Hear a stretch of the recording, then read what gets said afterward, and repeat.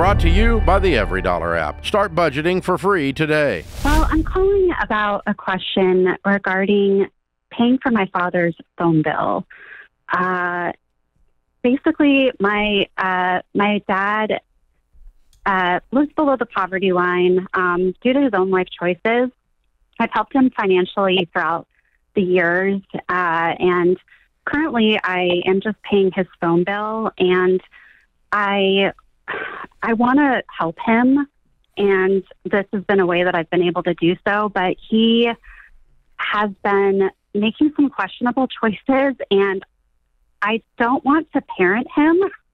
And I'm not sure if this is the right thing for me to be doing. I'm happy to give more color to that. It's, family, it's kind of complicated. Yeah, it always feels so complicated when you're in it, and in Georgia and my seat, it's usually way less complicated. Can I ask you a hard question? Yes. Are you paying his phone bill for him or for you? For him. I know, but are you paying the bill for him or for you? Well, I guess I want him to be okay, so I guess for me in that regard.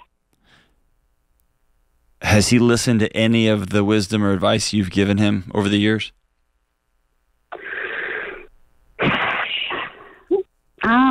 No, not really. If behavior is a language, what has he been telling you for a long, long time?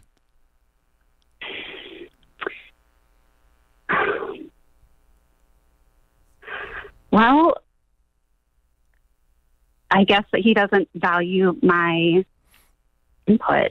Yeah. He'll take your money. He'll take your phone bill. Cool. But when it comes to, I want to live a different life, a healthier life, a safer life, a more loving life, I don't really care about that. I'm especially not going to take that crap from you. And then with the healthy dose of who do you think you are? I'm your dad. How long have you been chasing him? Your whole life? No, I would say when my parents were married for 35 years, and once they divorced, I kind of, not right away, but, as he just continued to make bad choices, I sort of, unbeknownst to me, took the role of my mom. Yeah, there you go. Him. Yeah, I know. That's a weird position to be in. And while you chose to be there, he had a part in putting you there. Yeah. And you have a choice also to get out of this and to say, hey, Dad, listen, I can't cover your phone bill anymore. What would happen if that were the case? What would the conversation be like? At this point, it's going to be me probably writing him a letter. I've tried to, this is the second time I wanted to go out and visit him. He lives out of state, and I don't know if he just doesn't want me to visit him or what, but he always has a way of just, bringing, we don't always agree on, kind of everything, right? And I'm fine to just leave those things out of the conversation, but he has a way of bringing them up and just... Would you call this relationship transactional at this point?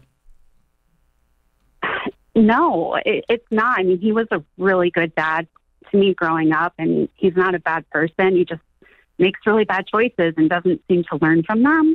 So that's why it's he's not a bad guy. And well, it's not about his character, but I'm saying the relationship right now is I pay the bill. He doesn't really want to see me. He doesn't want much to do with me, but please keep paying my phone bill and thank you.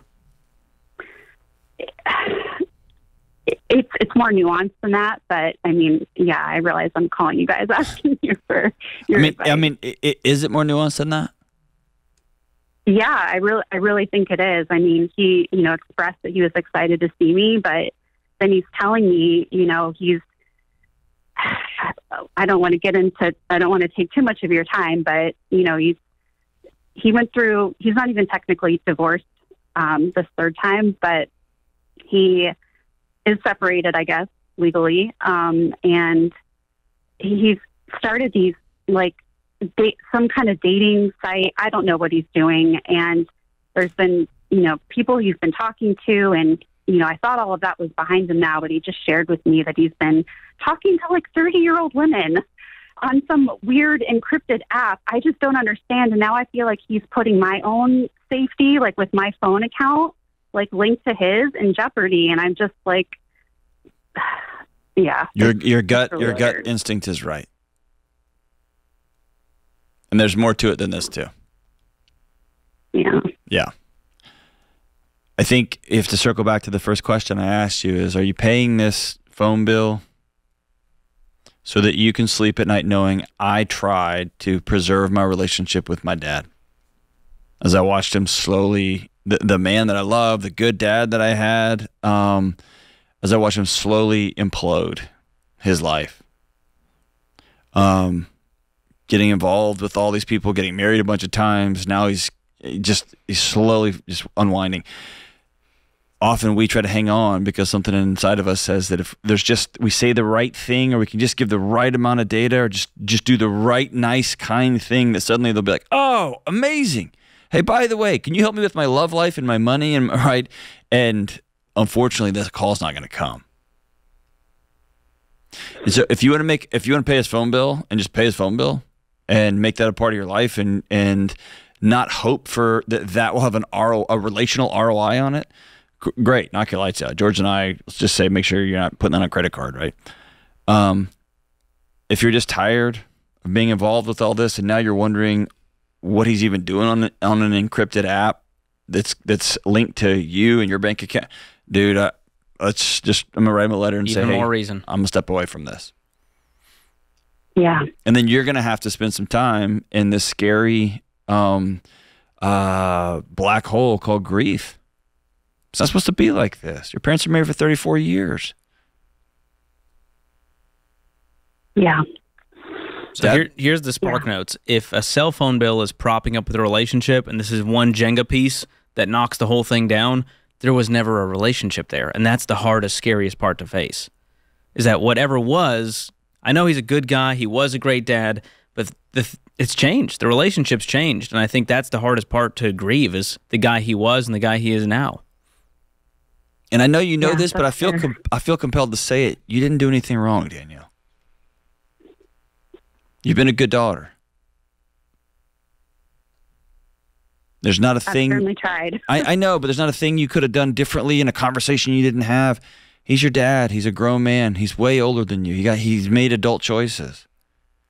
And like we told the previous caller, there's just nothing harder than watching someone you love flush their life away, especially when you're standing there on the bank of the river saying, I can help, and they're like, nah, just stay here. It's heartbreaking. What is his portion of the cell phone bill? I'm just curious. What's the financial amount? Maybe like $70 or something like that. So if it was on him to cover $70 from now on, do you think he could do it? No, I think he'd have to go back to like a flip phone.